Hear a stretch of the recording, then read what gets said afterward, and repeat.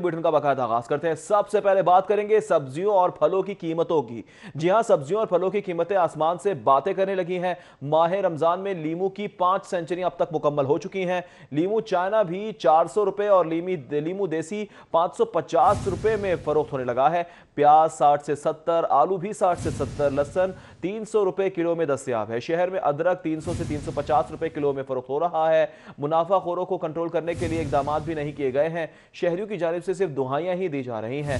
सब्जियों और फलों की कीमतें आसमान से बातें करने लगी हैं। माह रमजान में लीमू की 5 सेंचुरियां अब तक मुकम्मल हो चुकी हैं, जबकि लीमू चाइना और लीमू देसी दोनों के रेट में वाज़ेह फर्क है। इस हवाले से मजीद जान लेते हैं हसन अली से। हसन अली बताएगा, कीमतें आसमान पर पहुंची हैं, कौन जमीन पर लेके आएगा? जी बिल्कुल, जैसे कि आज रमज़ान का तीसरा रोज़ा है और अगर बात की जाए सब्जियों की कीमतों के हवाले से, तो सब्जियों की कीमतें जो हैं वो आसमान से बातें करती नज़र आती हैं। ख़ास तौर पे अगर बात की जाए लीमू की कीमत की, तो लीमू की कीमत जो है वो 4 सेंचुरियाँ उसकी मुकम्मल हो चुकी हैं। और इसके साथ साथ अगर जो बात की जाए देसी लीमू की कीमत की, तो देसी लीमू की जो है वो 5 सेंचुरियाँ मुकम्मल नज़र आती हैं। जबकि दीगर सब्जियों की कीमतों में भी जो सरकारी निखनामा है उससे ज़ायद पे उसकी सब्जियों की फ़रोख्त का सिलसिला जारी है। इसी वाले से मज़ीद बात करेंगे। यहाँ पे मेरे साथ एक शहरी जो है मौजूद है।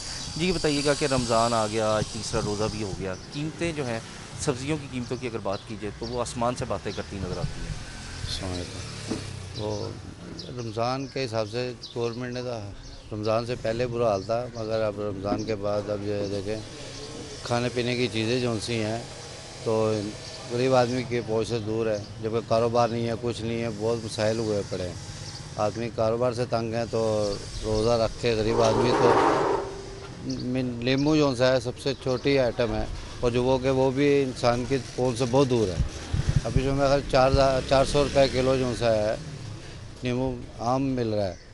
टमाटर वगैरह तो वो दो आम सस्ते हो गए, मगर जो से नींबू की पहुँच है ना, आदमी स्पंजी नहीं बना सकता रोज़े के लिए।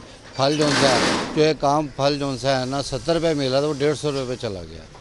केला जो सा 50-60 रुपये मिला था, वो 100 रुपये से ऊपर चला गया।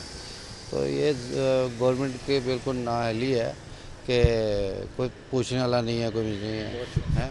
जी, जैसे कि मेरे साथ एक शहरी जो है मौजूद थे, उनका यही कहना था कि गवर्नमेंट की ना ठीक है हसन, होती महंगाई होती चली जा रही है, सब्जी भी और फल दोनों महंगे हो गए हैं, बहुत शुक्रिया। जबकि सब्जियों और फलों के सरकारी निरखों में होशुबा इजाफा देखने में आ रहा है। सरकारी निरख बढ़ने से मॉडल बाजारों में भी कीमतें आसमानों पर हैं। इस हवाले से मजीद बात करेंगे उस्मान अलीम से। उस्मान बताएगा, मॉडल बाजार में भी कीमतें आसमान से बातें करने लगी हैं। रमज़ान की आमद के साथ ही सब्जियों की कीमतों में होशरुबा इजाफा जो है वो देखने में नज़र आ रहा है। अगर सिर्फ लीमू की बात की जाए तो लीमू देसी जो है आज का इसका रेट 340 रुपये फ़ी किलो है, जबकि इसी तरह लीमू चाइना जो है 160 रुपये इजाफे के बाद 280 रुपये फ़ी किलो में फ़रोख्त किया जा रहा है।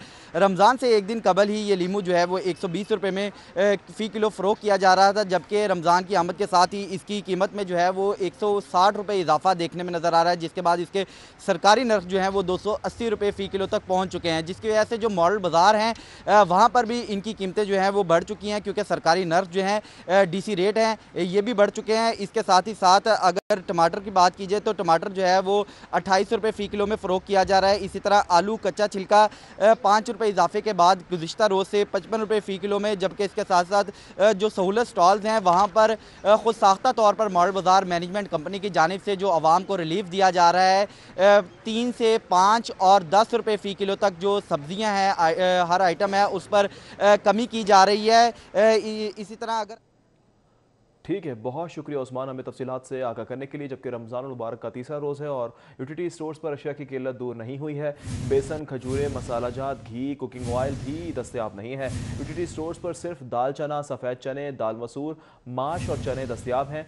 माह रमज़ान में भी यूटिलिटी स्टोर्स पर अशिया की फराहमी मुमकिन नहीं हो सकी। शहरियों की जानिब से कहा जा रहा है कि हुकूमत ऐलानात के बजाय यूटिलिटी स्टोर्स पर रिलीफ फराहम करे, जबकि शहरी सिर्फ दुहाई ही देते नज़र आ रहे हैं। अशिया की किल्लत है और यूटिलिटी स्टोर्स पर सिर्फ दाल चना, सफ़ेद चने, दाल मसूर, माश और चने दस्तयाब हैं। शहर में ब्रॉयलर और फार्मी अंडों की रसद में बेहतरी की बात करें तो जिंदा मुर्गी 7 रुपये कमी के बाद 134 रुपये फ़ी किलो में फ़रोख्त होने लगी है। मुर्गी का गोश्त 10 रुपये कमी के बाद 194 रुपये फ़ी किलो में फ़रोख्त हो रहा है, जबकि फार्मी अंडे 8 रुपये कमी के बाद 86 रुपये फ़ी दर्जन पर फ़रोख्त होने लगे हैं। 8 रुपये की कमी आई है फार्मी अंडों में, जबकि मुर्गी के गोश्त की कीमत में 10 रुपये फ़ी किलो की कमी आई है। अभी आपको बराह रास्त से चलेंगे गुलबर्ग। चेन स्टोर्स एसोसिएशन के अहदेदार न्यूज़ कॉन्फ्रेंस कर रहे हैं। तो उनके ऊपर सब्सिडाइज है, 6% है, 5% है, 8% है। तो आप यूरोप के टैक्स ले रहे हैं और इकॉनमी आपकी अफ्रीका से मैच करती है। तो हम ये समझते हैं, हमारी ये डिमांड है कि आप सिंगल डिजिट 5% पे सेल टैक्स लाएं, ताकि अगले 9 महीने में या साल में कस्टमर की, और ये सेल टैक्स कस्टमर के ऊपर है, ये बिजनेस पे सेल टैक्स नहीं है। तो आपका वो कस्टमर वापस आएगा, उससे आपकी इकॉनमी दोबारा चलेगी और उसका पूरे का पूरा साइकिल चलेगा। फिर हमारे शरह सूद के ऊपर जितनी दफ़ा भी स्टेट बैंक ने कम किया है वो रैशनल नहीं है। अभी भी हम समझते हैं इसमें मज़ीद कमी की ज़रूरत है, और उसमें भी जितना इस इकॉनमी की सेहत के मुताबिक बिजनेस पे कर सकता है, हम रिकमेंड करते हैं स्टेट बैंक उसको नीचे लेके आए। पाकिस्तान में जो टैक्सेशन है वो मल्टीपल टैक्सेशन है, डायरेक्ट टैक्स है, इनडायरेक्ट टैक्स है। इस क्राइसिस में बेशुमार बिजनेस जो हैं वो लॉस में जाएंगे, और पाकिस्तान में 1.5% टर्नओवर टैक्स है इनकम की मद में। इनकम टैक्स 1.5% टर्नओवर टैक्स है, और हम पिछले 1 साल से हुकूमत से मुज़ाकरात कर रहे हैं कि अगर कोई बिजनेस लॉस में भी चला जाता है आप उनसे इनकम टैक्स ले लेते हैं। भी इनकम टैक्स प्रॉफिट के ऊपर है, लेकिन हमारे यहाँ टर्नओवर की सूरत में वो टैक्स लिया जाता है। तो हम ये समझते हैं कि इसको ज़ीरो किया जाए, अगले 1 साल के लिए इस टर्नओवर टैक्स को ज़ीरो किया जाए। विदहोल्डिंग टैक्स की 4.5% शरह है, ये शरह इंतहाई ज़्यादा है। जब हम किसी बिजनेस के साथ बात करते हैं कि जी आपने हमें पक्की इनवाइस देनी है, आपने रजिस्टर्ड बिजनेस में आपने ट्रांजैक्शन रजिस्टर्ड करनी है, वो कहते हैं कि जितना हमारा प्रॉफिट नहीं है उतना हमारा इनकम टैक्स के ऊपर विदहोल्डिंग कट जाता है, रिफंड तो मिलता ही नहीं है। रिफंड के लिए तो हुकूमत स्कीमें लाती है। तो उसको भी हम बहुत अरसे से हुकूमत से मुतालबात कर रहे हैं, और this is the right time कि आप इसको या ख़त्म करें या रैशनलाइज करें। आखिर में जो अहम तरीन बात है कि हुकूमत ने अभी एक पैकेज दिया है जो कि कंस्ट्रक्शन इंडस्ट्री के लिए है। कंस्ट्रक्शन इंडस्ट्री का ये पैकेज काफ़ी खुशाइन है। मैं समझता हूँ कि ये एक सीरियस एफर्ट है हुकूमत की तरफ से, कि हुकूमत चाहती है कि बिज़नेस दोबारा से पाकिस्तान में शुरू हो। हम ये समझते हैं रिटेल सेक्टर के नुमाइंदगी करते हुए कि पाकिस्तान की इकॉनमी को इसी तरह से रीस्ट्रक्चरिंग की ज़रूरत है। अगर आपने घर बनाने हैं, अगर आपने बिल्डिंगें बनानी हैं और लोग रोज़ी रोटी को तरस रहे होंगे, तो आपका घर कौन खरीदेगा, आपकी बिल्डिंग कौन खरीदेगी? अगर ये बिज़नेस सारे लॉस में चले गए तो जो ये इन्वेस्टमेंट है वो किसके लिए आप कर रहे हैं? मेरा ये ख्याल है कि इकॉनमी के रिवाइवल के लिए हुकूमत को दोबारा से सारे स्टेक होल्डर के साथ बैठना है और उनके साथ मुलाकात करके इस सारे के सारे जो पैकेज है इसको रीवैम्प करने की ज़रूरत है। और एक चीज़ बड़ी इंटरेस्टिंग है स्मॉल और मीडियम रिटेलर के पॉइंट ऑफ व्यू से, आज हुकूमत ने अनाउंस भी किया है कि वो कोई पैकेज लेके आ रहे हैं। मुझे आइडिया नहीं है कि वो क्या अनाउंस करेंगे। जितनी भी स्कीमें आप इंट्रोड्यूस कर रहे हैं बैंक के ज़रिए, तो बैंक कोलेटरल मांगता है प्रॉपर्टी की सूरत में, वो गेज करता है आपके बिज़नेस को मल्टीपल पैरामीटर्स के बाद, और उसके बाद वो कहता है कि जी हम आपको किसी ख़ास प्रॉपर्टी की एक ख़ास वैल्यू के अगेंस्ट एक अमाउंट दे देते हैं। मैं समझता हूँ कि ये स्मॉल और मीडियम बिजनेसेस के लिए ये नॉन प्रैक्टिकल अप्रोच है। आप उन बिजनेसेस का टैक्स के ज़रिए एनालिसिस कर लें, उनकी इन्वेंट्री के ज़रिए एनालिसिस करें, और उनके जो भी पैरामीटर्स हैं उनके ज़रिए एनालिसिस करें, और हुकूमती गारंटी के साथ उनको बेल आउट पैकेज दें, क्योंकि सबसे बड़ा कैश फ्लो का क्राइसिस है। कोई चीज़ बिक ही नहीं रही। अगर आप मुझे कहें कि जी आपने टैक्स देना है तो कहाँ से देना है? चेन स्टोर्स बंद होने से मुलाजमतें भी खत्म हो जाएंगी। चेन स्टोर्स एसोसिएशन के अहदेदारान न्यूज़ कॉन्फ्रेंस कर रहे थे। हाजिर होंगे ब्रेक के बाद। से कोरोना वायरस के 120 नए केसेस सामने आए हैं। तादाद 5446 हो गई है। 44 रोज में लाहौर में कोरोना वायरस के 1217 कन्फर्म मरीज आए हैं। मजीद तफसीलात जान लेते हैं बसाम सुल्तान से। बसाम बताएगा ताज़ा तरीन अपडेट्स क्या हैं? जी बिल्कुल, जो कोरोना वायरस के तस्दीक शुदा मरीज़ हैं उनकी तादाद में तेज़ी से इजाफा हो रहा है। गुज़िश्ता 24 घंटों के अंदर सुबह भर के अंदर जो है वो 120 तस्दीक शुदा मरीज़ों की तादाद में इजाफा हुआ, और अब तादाद जो है वो 5446 तक जो है वो जा पहुंची है। जबकि लाहौर शहर के अंदर जो तस्दीक शुदा मरीज़ हैं उनकी तादाद 1217 तक जा पहुंची है। अब तक शहर के अंदर जो है वो 36, जबकि सुबह भर के अंदर जो है वो 81 अफराद जो है वो इस वायरस की जद में आकर जो है वो जान की बाजी हार चुके हैं। मजमूई तौर पर अब तक जो है वो तकरीबन 71,000 से ज़ायद अफराद के जो है वो उनके कोरोना टेस्ट किए जा चुके हैं।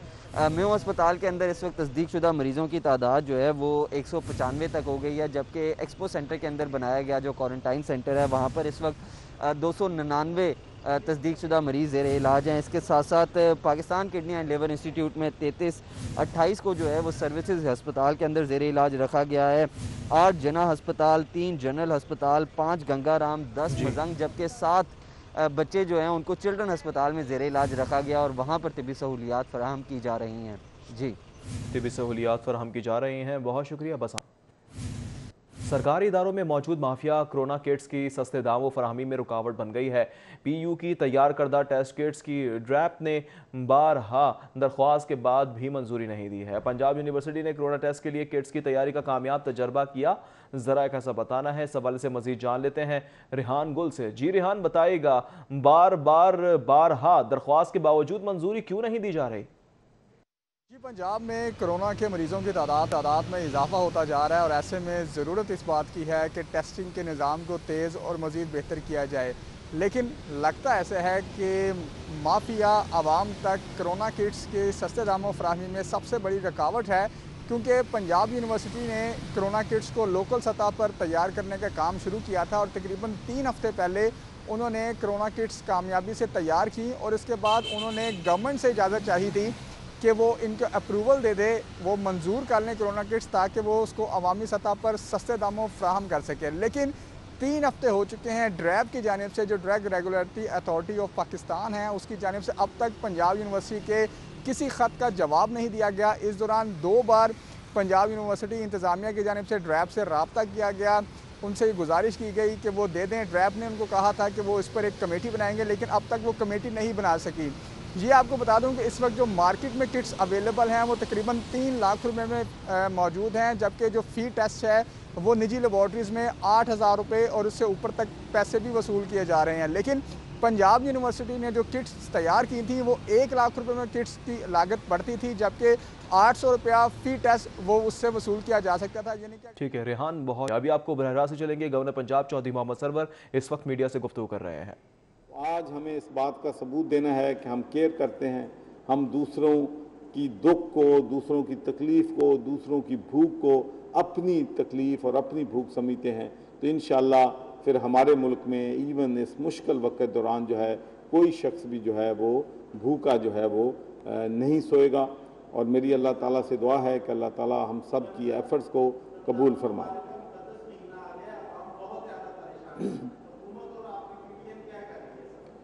देखिए जी, एक तो मैं ये अर्ज़ करना चाहता हूँ कि हमने पहला तो PDN जो है वो एक 60 ऑर्गेनाइजेशन, जैसा कि अमजद साहब ने फरमाया कि इसकी एफिलेटेड हैं, और इसका मकसद हमारा ये है कि लेट्स से हम 5 लाख राशन तकसीम कर रहे हैं तो इसमें डुप्लीकेशन ना हो, इसमें सेम लोगों को जो है बार बार हम राशन जो है ना।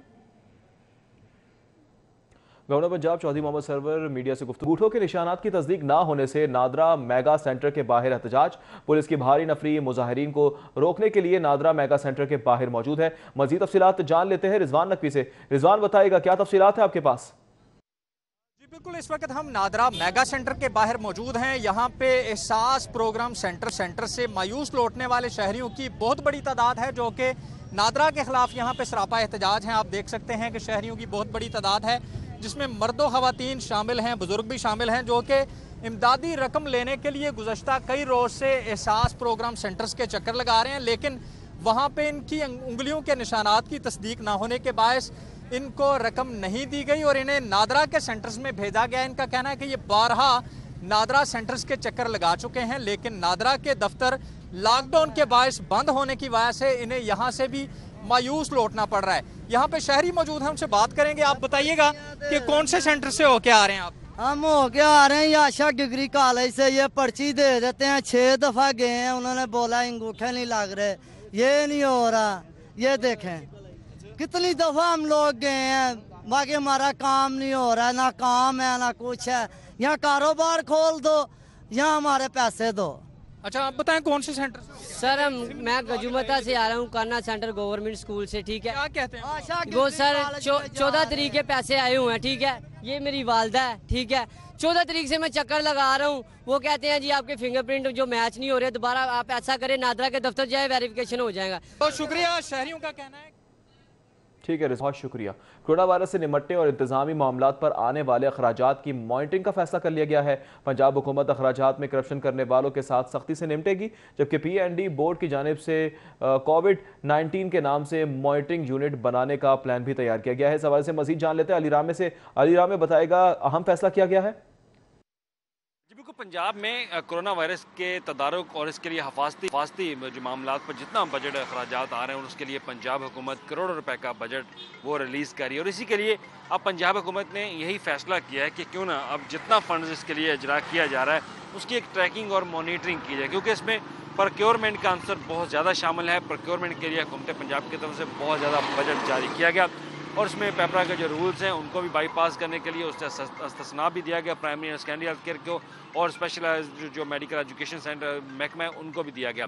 अब इसके लिए पंजाब हुकूमत ने कहा है कि इसके लिए एक मॉनिटरिंग यूनिट बनाया जाएगा, और यूनिट जितना भी ट्रैक होगा, खासतौर पर इसके एक्सपेंडिचर्स के हवाले से कितनी अशिया खरीदी गई, कितने मास्क, कितने किट्स, जो चीज़ें प्रोक्योरमेंट की गई हैं मुख्तलिफ सेक्टर्स में पंजाब भर में, उनकी मॉनिटरिंग, उनकी ट्रैकिंग होगी। और उसके साथ ही जो डिज़ास्टर मैनेजमेंट के लिए जो फ़ंड दिया गया, मुख्तलिफ जो क्वारंटीन सेंटर बनाए गए वहाँ पर अरेंजमेंट्स के लिए उनकी भी मॉनिटरिंग होगी, और ये जो प्रॉपर यूनिट जो है वो बनाया जाएगा। और इसके लिए बोर्ड की तरफ से जो प्रपोजल है वो पंजाब हुकूमत को पेश कर दिया गया है, और आइंदा माली साल में इसके लिए बजट अप्रूव होने के बाद बाकायदा ये यूनिट सेल बनाया जाएगा जो मॉनिटरिंग करे। अलीरामे बहुत शुक्रिया। आप कुछ बात करेंगे फिक्सिंग स्कैंडल की। क्रिकेटर उमर अकमल आज डिसिप्लिनरी पैनल के सामने पेश होंगे। डिसिप्लिनरी पैनल की सरबराह फजल मीरान चौहान केस की समाअत करेंगे। डिसिप्लिनरी पैनल ने PCB को भी आज तलब कर रखा है, जबकि केस की समाअत नेशनल क्रिकेट अकेडमी में ही होगी। आपको अपडेट कर रहे हैं कि फिक्सिंग स्कैंडल के अंदर क्रिकेटर उमर अकमल आज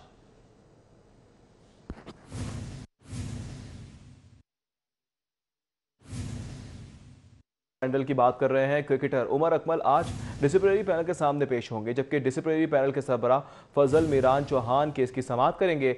डिसिप्लिनरी पैनल ने PCB को भी आज तलब कर रखा है। केस की समाअत नेशनल क्रिकेट अकेडमी में ही होगी, जबकि आपको अपडेट कर रहे हैं कि फिक्सिंग स्कैंडल के अंदर क्रिकेटर उमर अकमल आज डिसिप्लिनरी पैनल के सामने पेश होंगे। डिसिप्लिनरी पैनल के सरबराह फजल मीरान चौहान केस की समाअत करेंगे। डिसिप्लिनरी पैनल ने PCB को भी आज तलब कर रखा है, जबकि केस की समाअत नेशनल क्रिकेट अकेडमी में होगी। केस की समाअत नेशनल क्रिकेट अकेडमी में ही होगी, जबकि पैनल ने PCB को भी आज तलब कर रखा है।